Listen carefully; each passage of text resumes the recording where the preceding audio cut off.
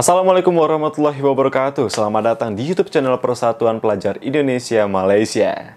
Sobat PP Malaysia, kali ini kita akan membahas lanjutan larangan warga negara Indonesia masuk ke Malaysia beserta 22 negara lainnya. Selengkapnya kami akan hadirkan di PPM Beropini bersama saya Muhammad Rizky Ananda.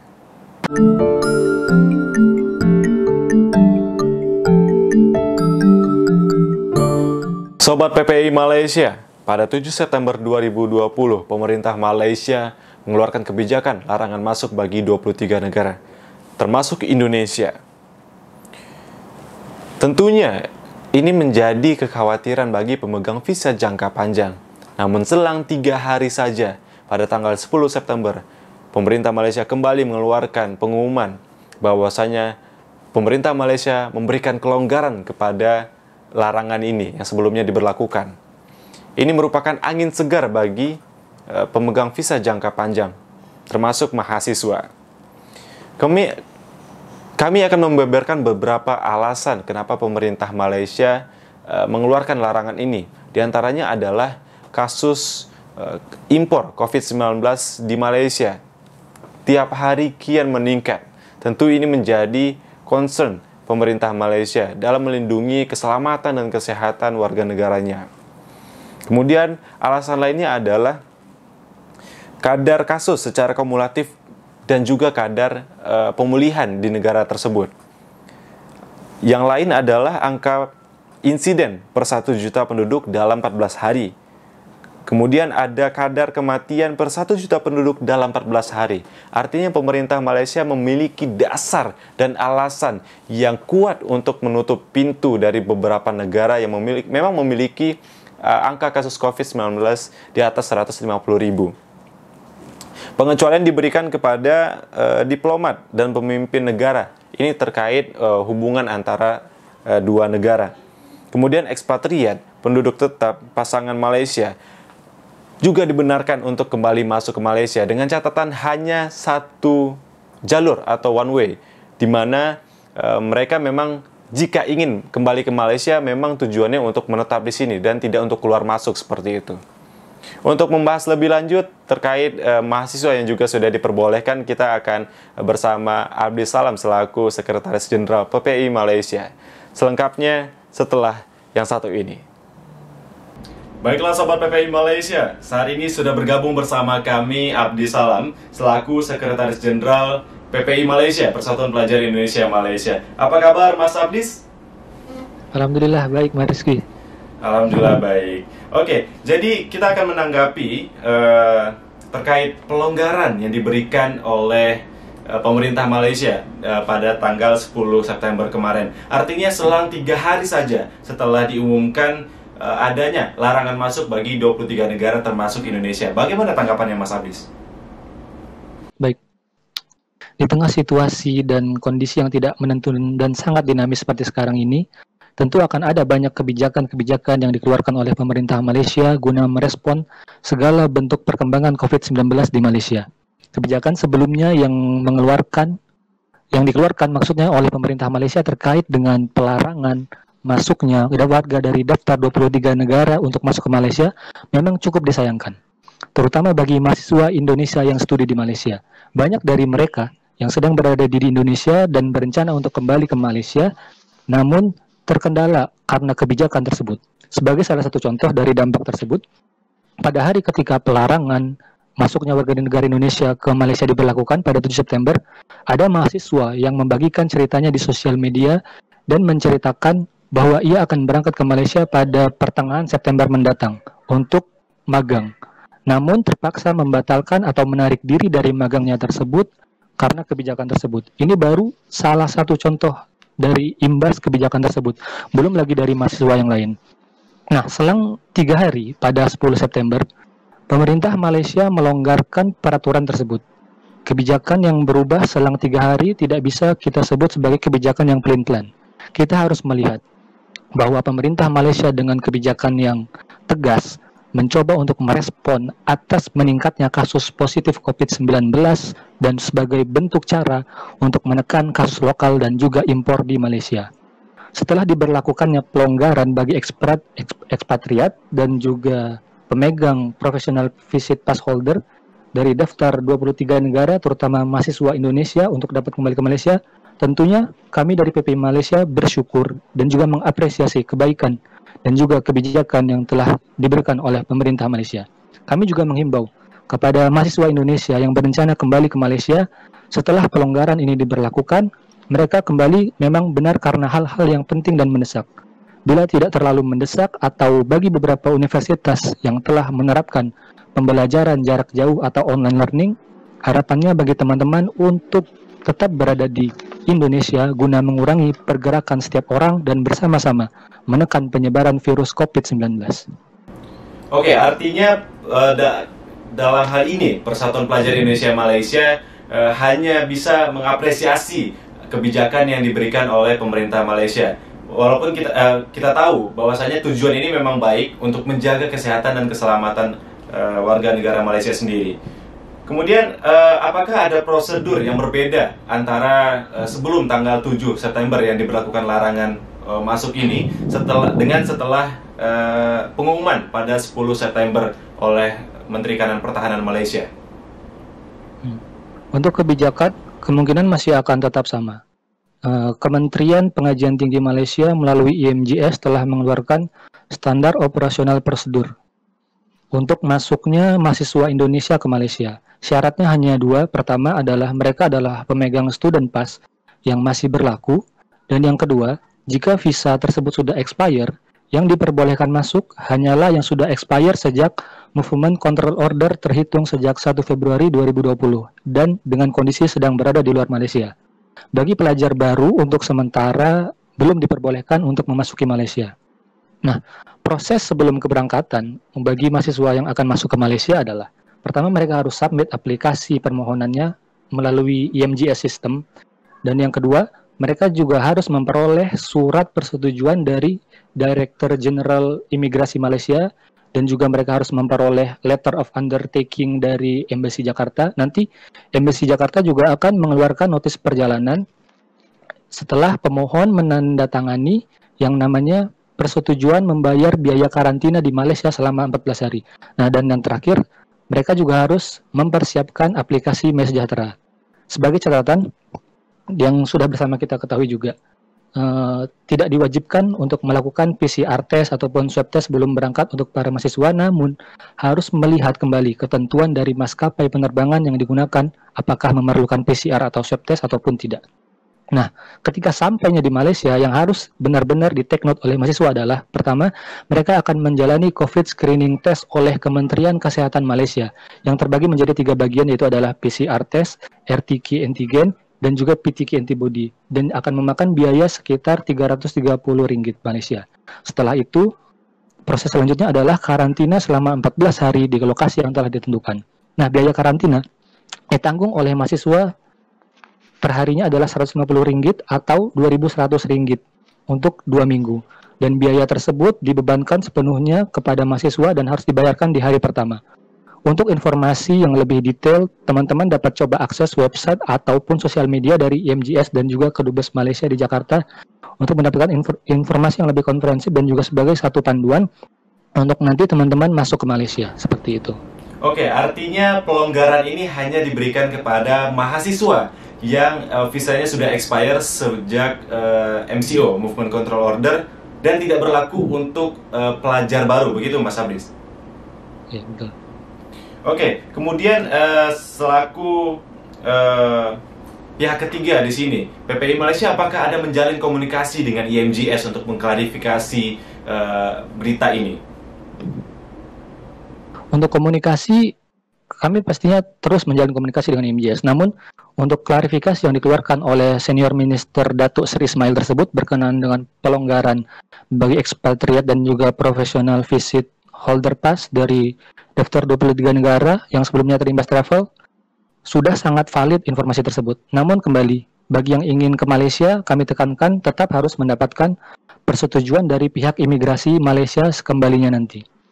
Nah, di samping itu, saya ingin bercerita sedikit bahwa travel ban yang dilakukan oleh pemerintah Malaysia kepada Indonesia dapat menjadi satu renungan bagi negara Indonesia atas lonjakan kasus positif COVID-19 yang relatif cukup tinggi dan kurang terkendali. Memang Indonesia tidak memberlakukan lockdown, tapi kita sudah terlockdown atau bukan terlockdown istilahnya, kita dilarang masuk ke 59 negara. Jadi apa artinya kita tidak melockdown diri, tapi negara-negara lain pun di luar sana menutup pintu bagi orang Indonesia masuk ke sana. Nah, ini seperti menjadi satu tamparan. Nah, pada 14 September nanti sama-sama kita ketahui bahwa akan ada kebijakan pembatasan sosial berskala besar atau PSBB ketat yang akan dilaksanakan pada 14 September nanti, kira-kira kan, atas arahan Gubernur Jakarta. Nah, kita harap semoga kebijakan tersebut dapat menekan angka yang terus melonjak tiap harinya. Bersama kita doakan dan kita dukung PSBB tersebut, dan semoga usaha-usaha yang dilakukan pemerintah dapat mengendalikan COVID-19 di Indonesia. Dan yang selanjutnya yang terakhir, saya juga ingin mengingatkan, kita juga sama seperti Bang Rajif di video sebelumnya, kami telah membuka visa aduan yang telah kami kirimkan di grup-grup PPI cabang dan juga telah kami unggah di media sosial dari PPI Malaysia. Harapannya di sana segala bentuk pengaduan bisa masuk dan bersama-sama nanti dengan IMJS akan kita coba carikan jalan keluar bersama yang tentunya solusi-solusi terbaik. Oke, seperti itu. Artinya setelah ada pelonggaran ini PPI Malaysia masih membuka layanan bantuan untuk pengaduan visa seperti itu, Mas Habis ya? Betul, akan dibuka terus. Oke, mudah-mudahan di Indonesia sendiri Mas Habis sehat selalu, tetap jaga kesehatan. Terima kasih. Dan mudah-mudahan apa yang diberlakukan di Indonesia oleh pemerintahnya bisa menekan angka kasus COVID-19 yang sekarang memang di atas 150.000 angka kasus positifnya. Dan sesaat lagi kita akan menuju ke Rania Kisti yang berada di Bogor untuk memperbarui informasi kita terkait persiapan mahasiswa untuk berangkat kembali ke Malaysia. Sesaat lagi, Sobat PPI Malaysia, kembali lagi di PPM Boropini episode keempat, lanjutan larangan warga negara Indonesia masuk ke Malaysia. Dan untuk memperbaharui informasi kita terkait persiapan mahasiswa kita untuk kembali ke Malaysia, kita sudah terhubung dengan Rania Kisti di Bogor. Apa kabar, Rania? Halo Rizky, alhamdulillah kabar baik. Jadi mendengar berita bahwasanya Indonesia dilarang masuk ke Malaysia, bagaimana rasanya sebagai mahasiswa gitu? Sebagai mahasiswa tentunya kami merasa sangat sedih ya, karena otomatis kami akan menghadapi banyak kesulitan dan masalah dalam akademik dan perpanjangan visa. Oke, apakah ini juga berpengaruh terhadap proses belajar mengajar di kampus sendiri? Tentu ini sangat berpengaruh karena kebetulan di Malaysia sendiri ada beberapa kampus yang telah mengeluarkan kebijakan bahwa akan diadakannya offline learning atau face-to-face learning dalam semester ke depan. Namun memang hanya beberapa kampus, tapi hal ini akan sangat berdampak kepada mahasiswa yang terjebak di Indonesia. Oke, kalau tadi kita sudah mendengar dari Mas Habis bahwasanya persiapannya melalui beberapa tahap. Apakah dari Rania sendiri sudah mengetahui persiapan apa saja yang diperlukan? Atau ingin menambahkan dari Mas Habis tadi? Silakan. Oke, baik. Tadi prosedur yang sudah dijelaskan oleh Mas Abdis itu adalah prosedur terakhir yang secara resmi dikeluarkan oleh IMJS ya. Dan sejauh ini setelah adanya kelonggaran dalam larangan travel, belum ada update terbaru atau pengubahan dalam prosedur masuk Malaysia. Yang pastinya sejauh ini sama prosedurnya. Yang pasti kita harus pastikan kalau kita masuk kategori yang dibolehkan untuk masuk Malaysia, yaitu seperti pelajar yang visanya sudah dan atau akan expire, bukan pelajar baru ya, bukan juga turis. Lalu selanjutnya jangan lupa untuk menginformasikan institusi atau kampusnya masing-masing akan rencana untuk masuk ke Malaysia. Setelah itu bisa langsung apply travel authorization dari IMJS dan itu akan memakan waktu sekitar 21 hari minimal dalam mendapatkan approval dari IMJS. Begitu. Setelah itu, setelah mendapatkan travel authorization, kita juga harus mendapatkan approval dari LOU dari Kedutaan Malaysia jika kita ingin masuk ke Malaysia.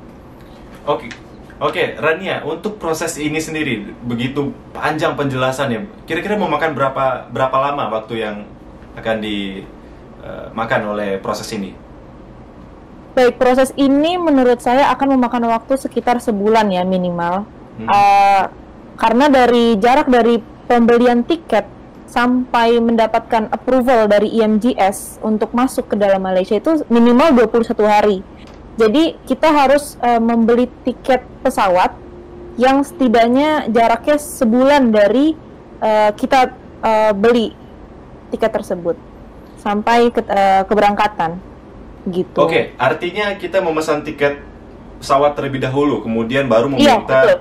Oke, apakah ada jaminan setelah kita membeli tiket kemudian pada setelah 21 hari kita memang akan fix berangkat ke Malaysia, ataukah memang ada challenge tersendiri?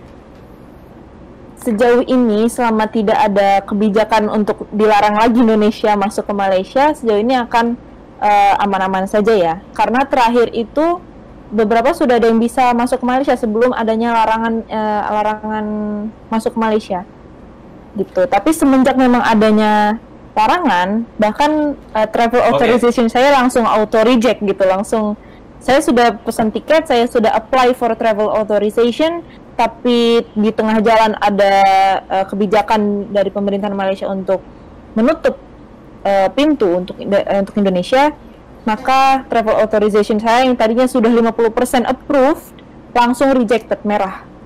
Oke, berarti Begitu. sebelum ini bagi para mahasiswa yang sudah apply gitu ya ke IMGS atau Imigrasi Malaysia, saat tanggal 7 kemarin semuanya gagal ya, rejected, seperti itu? Semua gagal, iya betul.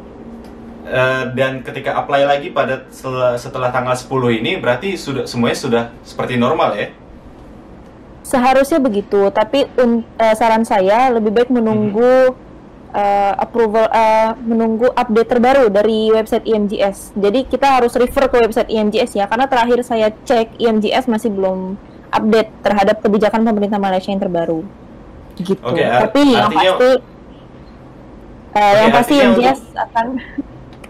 Oke, artinya untuk para mahasiswa harus tetap update dengan website IMGS untuk informasi terkait kedatangan ke Malaysia, seperti itu ya? Betul. Oke, Rania, terakhir, apakah ada keluhan atau sedikit masalah terhadap proses kembalinya ke Malaysia? Mungkin ketika kuarantin biaya yang harus ditanggung begitu tinggi kah atau seperti apa? Rania, keluhannya?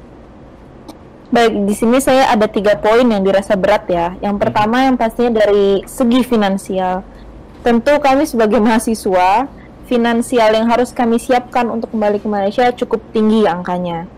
Karantina yang memakan Rp2.100 dengan swab test, dan swab test itu 2 kali ya, 1 tes corona, 1 tes lagi di akhir karantina. Itu yang pertama. Lalu yang kedua, ada ketidaksinkronan kebijakan antara pemerintah Malaysia dan beberapa kampus. Jadi kemarin itu di saat pemerintah Malaysia memutuskan untuk menutup gerbang imigrasi untuk Indonesia, ada beberapa kampus yang tiba-tiba mengeluarkan kebijakan bahwa mereka akan memulai face-to-face learning di saat mahasiswa lain masih terjebak di luar negara di luar negara Malaysia. Tiba-tiba kampus tersebut ingin mengeluarkan face-to-face learning.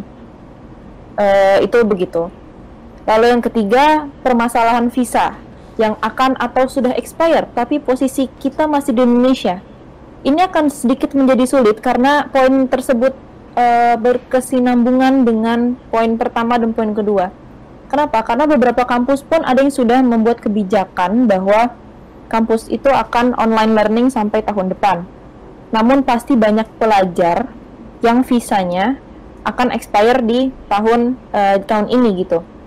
Jadi mau nggak mau kita harus balik ke Malaysia demi mengurus renewal visa, karena sejauh ini belum ada solusi dari siapapun, dari pemerintah Malaysia, dari imigrasi Malaysia, bahkan dari KBRI belum ada solusi untuk menanggulangi permasalahan perpanjangan visa ini. Oke, mungkin itu juga yang menjadi pertimbangan pemerintah Malaysia untuk melonggarkan kepada pemegang visa jangka panjang, bahwasanya ada beberapa kampus yang sudah mulai tidak menggunakan secara daring seperti itu. Dan alhasil pemerintah Malaysia berbaik hati untuk melonggarkannya. Baiklah, terima kasih Rania sudah bergabung bersama kami, juga tadi Mas Abdis. Mudah-mudahan jaga kesehatan selalu di Indonesia dan ikuti SOP yang berlaku. Baiklah, Sobat PPI Malaysia, kita sesaat lagi akan masuk ke sesi closing. Jadi tetap bersama kami. Sobat PPI Malaysia, adapun informasi tambahan yang bisa kami berikan adalah sebagai berikut. Di antaranya adalah yang pertama, warga negara asing sudah dibenarkan untuk mengikuti peribadatan secara berjamaah seperti sholat Jumat. Di beberapa wilayah sudah dibenarkan warga negara asing untuk bergabung. Kemudian waktu operasi perniagaan kini hingga pukul 2 pagi. Artinya ada beberapa restoran dan beberapa pertokoan yang sudah dibenarkan kembali untuk beroperasi hingga pukul 2 pagi. Kemudian yang perlu kami tekankan adalah bahwasanya pemerintah Malaysia tidak akan melakukan lockdown secara total atau secara menyeluruh sebagai negara. Tetapi apabila terdapat klaster baru atau pertumbuhan kasus positif COVID-19 di suatu kawasan, maka yang di lockdown adalah kawasan tersebut atau disebut PKPD, Perintah Kawalan Pergerakan Diperketat. Hanya di kawasan tersebut, seperti contohnya di Kota Star, di Kedah, dan penjara di Tawau. Artinya 2 tempat inilah yang nanti akan dilakukan lockdown, tidak satu Malaysia. Kemudian yang terakhir adalah kami ingin mengingatkan untuk pemirsa atau Sobat PPI Malaysia untuk tetap menjaga kesehatan, ikuti SOP yang berlaku dimanapun Anda berada. Terima kasih sudah menonton PPI yang beropini, episode keempat, lanjutan larangan warga negara Indonesia masuk Malaysia. Sampai jumpa di episode selanjutnya.